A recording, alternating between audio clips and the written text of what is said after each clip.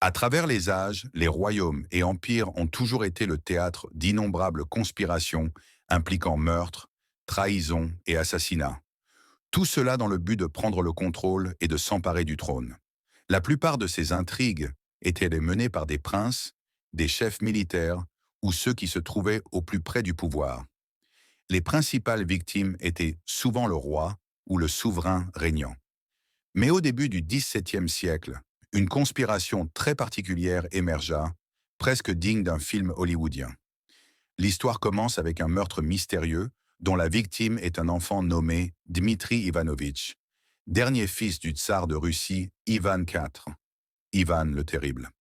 Dmitri fut poignardé à la gorge. Après l'enquête, une version des événements fut avancée, mais elle semblait peu plausible. Dmitri jouait à un jeu russe appelé Zvaka, similaire au tir à l'arc. Dans ce jeu, le joueur lance une lance vers un anneau métallique posé sur le sol depuis une certaine distance. Au lieu d'utiliser une lance, Dmitri avait choisi un couteau. Alors qu'il levait son arme, il eut une convulsion, son corps se contracta et il tomba au sol. Le couteau s'enfonça dans sa gorge, sectionnant sa trachée. Cette explication paraît certes étrange, mais comparée aux événements ultérieurs, on pourrait même la considérer comme raisonnable. Dmitri était le plus jeune fils d'Ivan IV et le seul héritier survivant de la dynastie rurikide. Il aurait dû devenir le successeur de son frère aîné Féodor, le nouveau tsar de Russie. Cependant, Féodor était mentalement handicapé et n'avait pas d'héritier, ce qui le rendait essentiellement un souverain nominal. Le véritable pouvoir reposait entre les mains d'un conseil de ministres, désigné par Ivan IV avant sa mort, dirigé par Boris Godunov, le beau-frère du nouveau tsar, qui convoitait lui-même le trône. Boris Godunov avait déjà manœuvré pour écarter Dmitri et sa mère de la scène politique, les exilant dans une ville lointaine où le meurtre eut lieu. À cette époque, la Russie bouillonnait de luttes pour le pouvoir entre les princes et les nobles, car Féodor étant mentalement affaibli, il n'y avait aucun successeur clair au trône. Ces conflits s'intensifièrent jusqu'à la mort de Féodor, provoquant une crise majeure.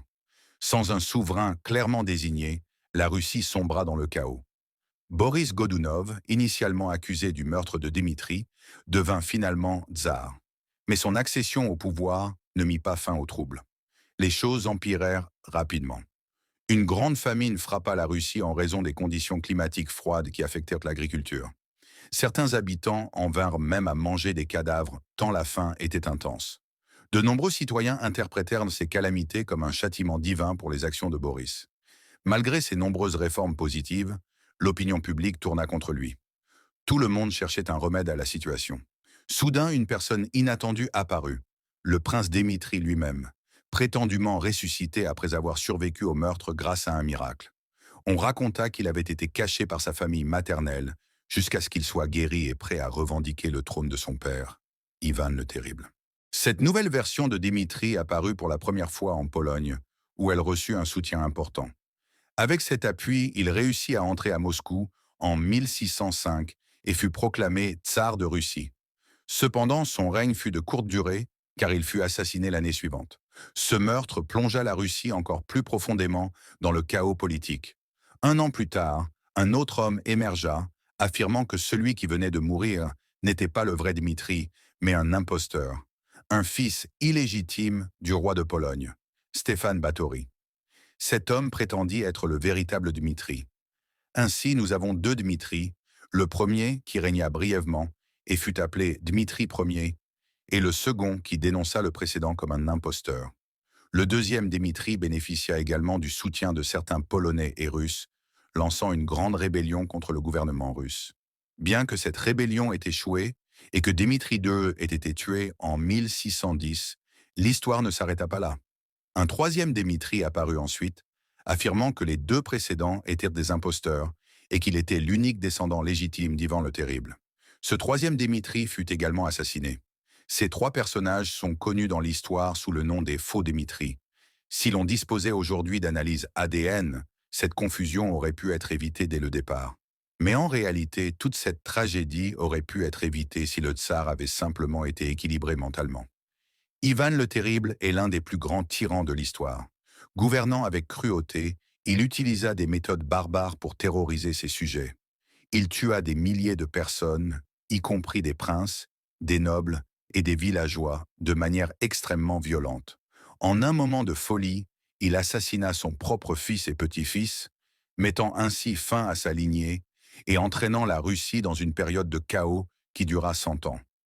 Les peuples se souviennent souvent de leurs dirigeants pour leurs grandes réalisations ou leurs réformes sociales et économiques qui améliorèrent la vie de leurs citoyens. D'autres sont connus pour leur méchanceté et pour avoir conduit leur pays à la ruine. Dans certains cas, leur notoriété repose uniquement sur leur folie. Même si la psychiatrie n'était pas aussi développée à l'époque, il est évident qu'Ivan le Terrible souffrait de troubles mentaux graves.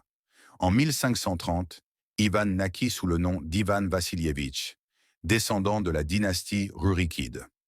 Lorsqu'il atteignit l'âge de 3 ans, son père mourut et sa mère devint régente pour protéger son héritage. Cependant, elle fut assassinée lorsqu'Ivan avait 8 ans, probablement empoisonné par les boyards, la classe noble russe. Après la mort de sa mère, Ivan et son frère Yuri furent négligés et traités presque comme des mendigos dans leur propre palais. Ils vivaient dans la misère, sans soins ni nourriture adéquate. Ces conditions difficiles contribuèrent probablement à développer chez Ivan des tendances psychologiques complexes, notamment une grande sensibilité artistique et littéraire. La théorie du psychologue Carl Jung sur l'ombre peut expliquer certains aspects de la personnalité d'Ivan.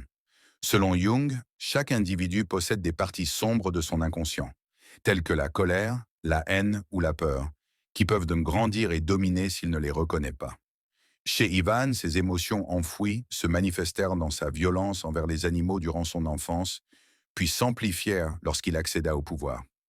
En 1547, Ivan se couronna premier tsar de Russie et entama une série de campagnes militaires pour agrandir son territoire. Il conquit Kazan, la capitale de la Khanate tatare, et commit des massacres atroces contre les musulmans locaux. Il força ceux qui survécurent à se convertir au christianisme et transforma les mosquées en églises. Malgré ses succès militaires, Ivan devint de plus en plus paranoïaque et cruel.